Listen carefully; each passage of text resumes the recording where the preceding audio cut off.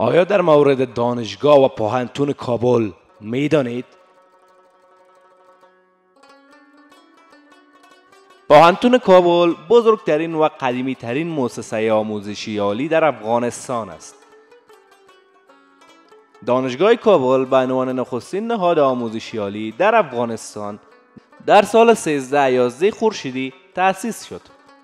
در سال 1311 هجری شمسی که مطابق به 1932 میلادی می شود، عصر محمد نادرشاه نخستین پایه دانشکده های کابل نهاده شد و دانشکده پزشکی کابل، دانشکده علوم طبی کابل تأسیس گردید.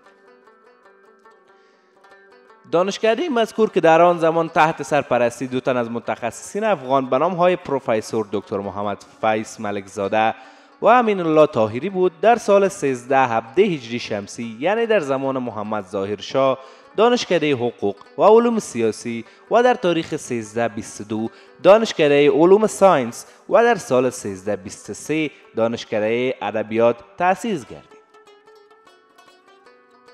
وجود این دانشکده ها سبب شد که دولت افغانستان گام بزرگتر بردارد و بنیاد دانشگاه کابل را بگذارد. بر این قرار در سال 1325 محفل بزرگ برای تأسیس دانشکده کابل یا پوهنتون کابل منعقد شد. پوهنتون کابل دارای 15 دانشکده می باشد.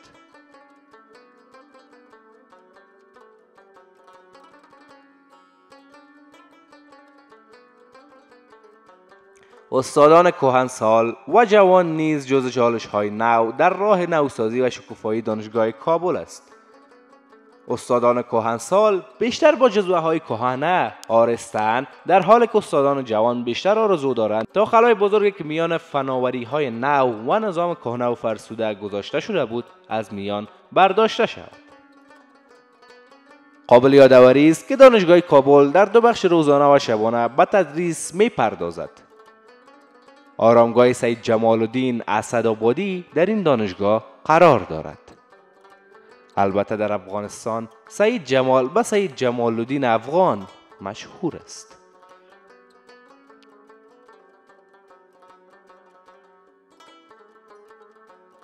نخستین بنای دانشگاه کابل ساختمان دانشکده پزشکی و ملحقات آن است که مدت‌ها پیش از بنیانگذاری و تمرکز دانشکده‌ها و اداره دانشگاه در مواقع موجود بنا شده است.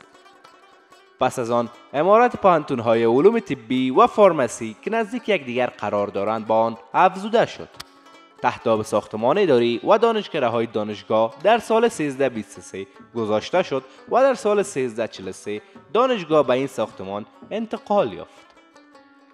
پیش از آن بعض از دانشکده‌ها به صورت پراگنده و دور از همدیگر در نقاط مختلف شهر به فاصله‌های دور از ریاست که گاهی در تعمیر انستیتوت کیمیا واقع پل باغ عمومی و گاهی در شهر نو قرار داشت.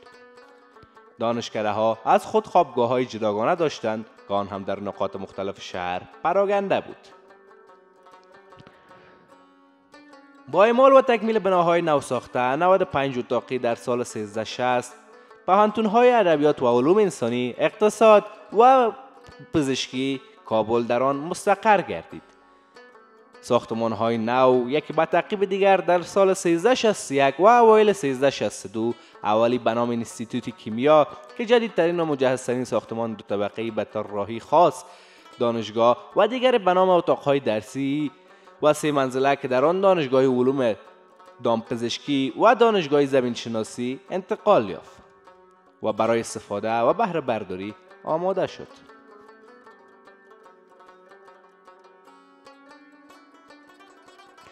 از آغاز فعالیت‌های آموزشی دانشگاه کابل تا کنون دانشجویان معروف در این پوهنتون شامل افراد ذیل می‌باشند: رئیس جمهور پیشین ببرک کامل، رئیس جمهور پیشین محمد نجیب الله، حفیظ الله امین، عبدالرب رسول سیاف، دکتر اناهیتا راتب زاده، دکتر عبدالله، طاهر بخشی، سید عمر منیب که سفیر افغانستان در کشورهای اسکاندیناویا و مونیژه باختری بود، واصف باختری، احمد شای مسعود و کسانی که نخبه بودند از این دانشگاه نیز فارغ شدند.